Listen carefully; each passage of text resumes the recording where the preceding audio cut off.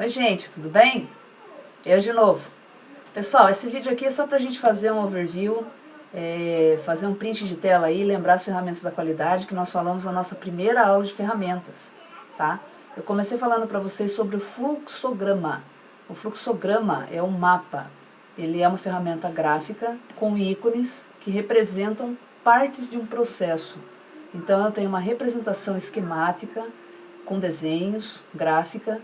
Eu passei para vocês, inclusive, uma ferramenta que tem os ícones lá do fluxograma, para você não se perder, tem um material de consulta. Tá? Então, lembrando que o fluxograma é uma ferramenta da qualidade e ele tem a intenção de trazer a representação esquemática, tá? São as transições de informações. Eu estou usando aqui o mesmo esqueminha que nós usamos na nossa aula, tá bom? Aí a gente tem a segunda ferramenta, que é a carta estatística de processo. É o controle estatístico de processo, carta de controle. A gente trabalha dentro de estatística, tá, gente? Então a gente verifica tudo a partir de termos estatísticos. Nós fazemos medições, nós fazemos aferições, definimos um ponto máximo, um ponto mínimo e trabalhamos dentro daquele limite para saber se o processo está dentro do que nós esperamos que ele esteja. Tá? É com base nos dados estatísticos que nós conseguimos ter um indicador se o negócio está indo bem ou se precisa fazer uma correção aí pelo caminho. Tranquilo? Aí a gente tem também o diagrama de Ishikawa, espinha de porco. Esse daí eles nos mostra a causa raiz do problema, a gente encontra o nó. Lembra quando eu comecei com vocês, a gente falou sobre ela, fiz uma aula específica de Ishikawa.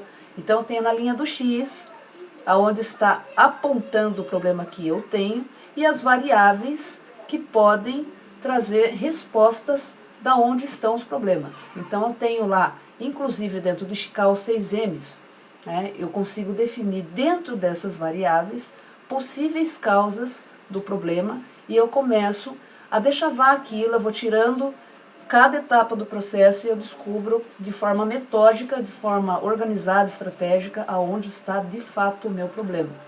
Um grande problema na qualidade e em outros processos também é descobrir exatamente onde está o nó da coisa.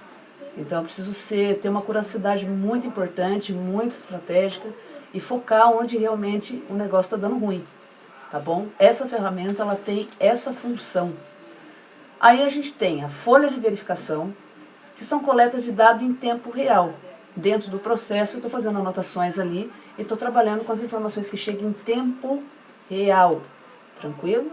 Aí tem o histograma, foi a última aula que nós tivemos de ferramentas, e o histograma ele é um gráfico de distribuição de frequência. Eu avalio uma variável e vejo como que ela está se comportando graficamente em gráfico de barras. Ele tem um formato, o mais comum é um formato de sino, onde eu tenho ele simétrico. Então, quando eu faço uma divisão, eu tenho a mesma parte exatamente espelhada do outro lado. Tranquilo? É um gráfico de distribuição de frequência, tá? Eu observo uma categoria, uma variável, uma situação, num intervalo determinado para ver como que ela está se comportando num determinado tempo e numa determinada frequência. Tudo bem? Isso vai ter tudo lá no nosso slide, tá, gente? Aqui é só para a gente poder pontuar aqui as nossas ferramentas e sobre o que nós falamos em sala de aula, aqui no caso. Então, gente, os gráficos, na verdade, todas essas ferramentas, elas não dão uma direção visual, então facilita muito. A hora que você tem um processo, que você está no dia a dia na sua empresa, ou você de repente utiliza isso com mais frequência para a sua vida, a hora que você bate o olho no gráfico é uma informação rápida. Então a intenção da gente utilizar essas ferramentas é para ter uma visualização rápida de como o processo está se organizando, como que eu estou trabalhando as informações e como que eu estou trabalhando as correções, principalmente, dos problemas que acontecem. A qualidade ela acontece, na verdade, dentro de um processo. Ela não nasce num projeto, né? Então a qualidade a gente vai fazendo os acertos durante o processo. Então as ferramentas elas são utilizadas nessas questões aí para a gente poder afinando e chegando lá no ponto final desse processo, que é atender o cliente e ele ficar feliz de forma bacana, com o menos custo possível, com a maior qualidade possível, otimizando o máximo possível de todos os recursos que nós tivemos à disposição. Tranquilo? Então aí falei do histograma. Aí segue, quando eu tenho duas variáveis, gráfico de dispersão. Um exemplo, eu estou comparando altura e peso dos funcionários, um exemplo. estou trabalhando com duas variáveis. E aí dentro dessas variáveis eu estou marcando os pontinhos. E eles vão se organizando dentro de uma reta, ou dentro de uma curvatura, ou ascendente ou decrescente. Então eu vou observando o movimento dessas duas coordenadas diante de um gráfico e vejo que relações, que conexões que elas fazem dentro de um processo. Tranquilo? Então nós chamamos isso de causa e efeito. Tranquilo, gente? Tem vários exemplos que nós conversamos em sala de aula, eu vou trazer isso também lá no nosso PPS, no nosso slide, no nosso PowerPoint.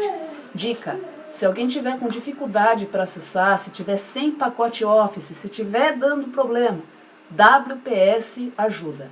Ele é uma ferramenta gratuita, é uma ferramenta que funciona muito bem, tudo tranquilo, que você pode baixar aí no seu computador e ter o mesmo desempenho com um pacote Office pago, tá bom? É uma dica aí. Então, gráfico de dispersão, eu trabalho duas variáveis, tá bom? Perfeito? Beleza. Depois disso, eu falei para vocês sobre o diagrama de Pareto, o famoso 80-20, tá? Então, a gente falou um pouco de alguns aspectos do... Normal, gente. Alguns aspectos do Pareto, né? Um deles que eu gosto de trabalhar muito é para dimensionamento de estoque, ou quando a gente quer dimensionar um problema, a gente usa essas informações de várias situações para poder dimensionar aonde está o erro, onde está, por exemplo, no estoque, eu tenho um percentual X, que representa 20% de itens que eu tenho no meu estoque, e que me dá uma rentabilidade de 80% do meu faturamento. É um exemplo. Para 20% de itens que eu tenho no meu estoque, representa 80% de grana no bolso. Tranquilo? É um exemplo. Esse foi alguma das coisas que eu falei, aí eu trouxe outras coisas também, o 5W2H. 5W2H é um checklist fantástico. É uma ferramenta que a gente usa. Eu, inclusive, conversei com vocês que dá para fazer uma ponte aí com análise SWOT para outras finalidades. Mas o 5W2H, a intenção de fato que nós temos aí é fazer um checklist, um walkthrough também, um caminho. Então a gente tem aqui, conforme a nossa aulinha que nós fizemos, eu vou colocar isso tudo também no nosso querido slide e a lista de exercícios que vocês viram que tem essa abordagem também. Lembrando, o 5W2H são 5 perguntas, né, que vem dos 5 Ws e mais 2 em H. Então eu tenho o what, né, o que, seria em português, seria o que? As etapas. Né? O que eu vou fazer? Exatamente. Why? É o porquê. É a justificativa de eu fazer esse processo, de eu fazer esse projeto, de eu implementar uma melhoria. Por que eu preciso fazer isso? Qual o ganho com isso? Aí eu venho com o terceiro W, que é o where. Where é onde? É especificar o local. Se eu tenho plantas no Brasil inteiro, eu preciso determinar uma melhoria num determinado local. Né? A gente começa a funilar esses direcionamentos, certo? Aí vem o when, é a questão do tempo, né? É o time da coisa. Quando eu vou fazer essa melhoria? Quando eu vou fazer esse projeto? Quando ele vai sair do papel? Né? Então é a dimensão de tempo.